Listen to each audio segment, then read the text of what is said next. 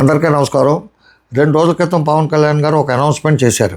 ఏంటంటే సోషల్ మీడియాలో దారుణాతి దారుణంగా రాజకీయ పార్టీలకు సంబంధించిన ఎంపీ స్థాయి వ్యక్తులు కానీ, ఎమ్మెల్యేలు కానీ, కార్యకర్తలు కానీ, లేకపోతే అధికార ప్రతినిధులు కానీ చాలా దారుణమైన భాష మాట్లాడుతూ ఎమ్మెల్యేలని, ఎంపీలని, నాయకుల్ని, కార్యకర్తల్ని కూడా వ్యక్తులుగాను, వాళ్ళ కుటుంబ సభ్యుల్ని, వాళ్ళ ఇంట్లో లేడీస్ని అందరినీ కూడా దారుణంగా విమర్శిస్తూ ఆ సందర్భంలో వాడే భాష కానీ, పదాలు కానీ, భావం కానీ చాలా దారుణంగా ఉంది. అది తట్టుకోలేక పవన్ కళ్యాణ్ గారు అవసరమైతే చట్టం చేసినా సరే దాన్ని అంతా కంట్రోల్ చేస్తాం, ఏ పార్టీకి వాళ్ళు ఎవరు ఏం మాట్లాడినా సరే ఇటువంటి దారుణమైన భాష కానీ, ఎవరినైనా దూషణలు కానీ ఉంటే వాళ్ళని కఠినంగా శిక్షిస్తామని చెప్పి అన్నారు. చాలా సంతోషం పవన్ కళ్యాణ్ గారు. కాకపోతే ఏంటంటే ఇది పార్టీలకు అతీతంగా అందరినీ కంట్రోల్ చేసే విధంగా మీరు పెడితే చాలా మంచిదని భావిస్తూ, ఆ చట్టం మరి రాష్ట్ర స్థాయిలో చేస్తారా లేకపోతే కేంద్ర ప్రభుత్వాన్ని ఒప్పించి కేంద్రంలో చేస్తారా అనేది ఇంకా బయటికి రాలేదు.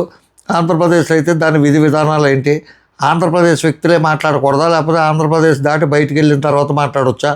ఏ రాష్ట్ర వ్యక్తి అయినా సరే ఆంధ్రప్రదేశ్ వాళ్ళ గురించి ఏమన్నా కామెంట్లు చేస్తే, మరీ ముఖ్యంగా తెలంగాణ వ్యక్తులు కానీ, తెలంగాణకు సంబంధించిన కొంతమంది ఈ ఆంధ్ర వ్యతిరేకులు కొంతమంది ఉన్నారు, వాళ్ళు కానీ కామెంట్ చేస్తే వాళ్ళ మీద కూడా యాక్షన్ తీసుకునే విధంగా బలమైన చట్టం తయారు చేస్తారా అనేది ఆ చట్టం ఇంప్లిమెంటేషన్లోకి వచ్చాక దాని విధి విధానాలు చూశాక మనం ఆలోచిద్దాం. ఈ లోపల గౌరవ ముఖ్యమంత్రి చంద్రబాబు నాయుడు గారికి, అదేవిధంగా ఉప ముఖ్యమంత్రి పవన్ కళ్యాణ్ గారికి ఉదయపూర్వకంగా నమస్కారాలు తెలియజేస్తూ ఒక చిన్న కోరిక ఏంటంటే, మన ఆంధ్రప్రదేశ్ రాజ్యాంగాన్ని సవరణ చేయాలండి అర్జెంటుగాని. సవరణ చేసి మన ఆంధ్రప్రదేశ్ రాజ్యాంగాన్ని సవరణ చేసి ఆ రాజ్యాంగంలో ఆత్మహత్య కూడా ప్రాథమిక హక్కుల్లో కలపాలి.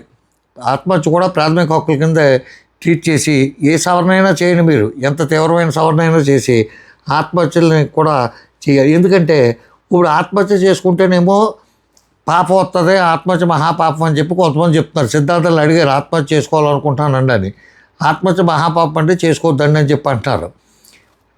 అలా కాకుండా సరే ధైర్యం చేసి ఆత్మహత్య చేసుకుందామంటే రెండో సమస్య ఏంటంటే, మనం సావకుండా సావకుండా సగంలో బతికేసాం అనుకోండి, పూర్తిగా చావకపోతే పోలీసు వాళ్ళు పట్టుకెళ్ళిపోయి వాళ్ళు చంపేస్తారు. ఈ సమస్య లేకుండా ఆత్మహత్యని ప్రాథమిక హక్కులో అనుకో, మన హక్కు మనం వినియోగించుకుంటున్నాం, తప్పే ఉందని చెప్పొచ్చు పోలీసు వాళ్ళకి కానీ. ఇది కానీ ఇంత బాధాకరమైన సన్నివేశం ఎందుకు వచ్చిందంటే, ఈ యూట్యూబ్ ఛానల్లో హింస, వీళ్ళ బూతులు, వీళ్ళ విన్యాసాలు, లేకపోతే ఆ రీల్స్ అయోగ ఎత్తు అయితే ఈ శాటిలైట్ ఛానల్స్ కొంతమంది మోత కార్యక్రమం అని చెప్పి ఒక కార్యక్రమం పెట్టినారు ఈ మధ్య. మరీ ముఖ్యంగా TV5 అనుకుంటాను, సరిగ్గా నాకు ఐడియా లేదు ఆయన పేరు కూడా, నేను పెద్దగా చూడను ఆ టీవీ. అది సాంబశివరావు ఏదో ఉన్నాడు, అది సోషల్ మీడియాలోనే చూశాను. ఆయన మాట్లాడుతున్న మాటలు చూస్తుంటే నాకు ఆ బ్రెయిన్కి సంబంధించి బ్రెయిన్ హ్యామరేజ్ కానీ లేకపోతే హార్ట్ స్ట్రోక్ కానీ ఏమన్నా వచ్చి చచ్చిపోతాం ఎందుకు, ముక్కు ముఖం తెలియనోడి చేతిలో చచ్చిపోయే కంటే మనం ఆత్మహత్య చేసుకుంటే బెటర్ కదా అని చెప్పి అనిపిస్తుంది అన్నమాట. ఆయన చంద్రబాబు నాయుడు గారికి అది ఏదో అంటారు కదా, ఎలివేషన్స్ ఇస్తాం అని చెప్పి అది ఇస్తున్నాడు. అది ఒక స్థాయి వరకు తప్పదు వీళ్ళు, ఎందుకంటే ఆయన బట్టే బతుకుతారు కాబట్టి, ఆయన బట్టే వీళ్ళ పదవులు ప్రాపకాలు సంపాదించుకుంటున్నారు కాబట్టి, ఆయన వల్లే ఈ పేపర్లకు యాడ్లు వస్తున్నాయి కాబట్టి ఈ పార్టీకి సంబంధించిన పేపర్ వాళ్ళు అలా మోస్తారు. అది వేరు భజన. మనం చెప్పాడు కదా ఆయన ఎవరో జగన్మోహన్ రెడ్డి గారు, అది చేసుకోవచ్చు, తప్పులేదు. మరీ కొంతమంది పిల్లలు జరుచుకునేలాగా, పెద్దోళ్ళు జరుచుకునేలాగా, నిద్దట్లో ఉలుకుబడేలాగా, గుండెకి చచ్చిపోయేలాగా అటువంటి ఎలివేషన్లు ఇస్తుంటే ప్రాణం చివుక్కుమని పోతుందన్నమాట అండి. ఏంటంటే ఆయన చెప్తున్నాడు, చంద్రబాబు నాయుడు గారిని అరెస్ట్ చేసినప్పుడంట ఆంధ్రప్రదేశ్ ప్రజలు ఎవరో కూడా, తెలుగు మాట్లాడేవారు ప్రపంచంలో ఉన్న ప్రజలు ఎవరో కూడా భోజనం చేయలేదంట.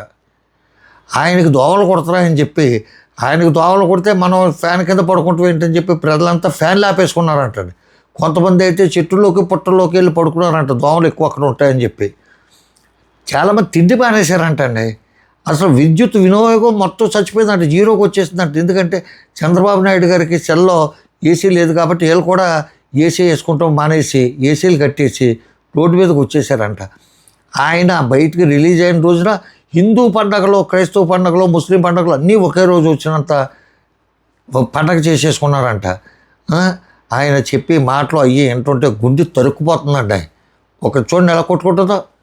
కాబట్టి దయచేసి మీరు ఇట్టి పరిస్థితుల్లోనే ఆంధ్రప్రదేశ్ రాజ్యాంగాన్ని మొత్తం సమూలంగా సంస్కరించైనా సరే ఆత్మహత్యను ప్రాథమిక హక్కుల్లో ఉన్న కలపండి, లేకపోతే ఈ సాంబశివరావు అనే ఈ పెద్ద ఆయన ఎవరో ఉన్నారు కదా, ఆయన కింద ఆపరేషన్ చేయించి ఆయన నోరు పడిపోయేలాగన్నా చేయండి బాబు. లేకపోతే ఆయన ఎలివేషన్లో ఈ వినలేక మేము చచ్చిపోతామేమో అని భయం వేస్తుంది. ఆయన అనకూడదు అలాగ నోరు పడిపోవాలని చెప్పి. కానీ తప్పట్లేదు. మనం ఏమైనా ఒక మాట అన్నామా కేసు పెట్టేస్తారు, తీసుకెళ్ళిపోతారు వాళ్ళ కూటమి ప్రభుత్వం, రెడ్ బుక్ రాజ్యాంగం. అనకపోతేనేమో లాగలేరు. దయచేసి మీరు ఏదో ఒక నిర్ణయం తీసుకుంటారని చెప్పి ఆ పవన్ కళ్యాణ్ గారిని, చంద్రబాబు నాయుడు గారిని కోరి ప్రార్థిస్తూ నమస్కారం. రామోజీరావు. జై హింద్.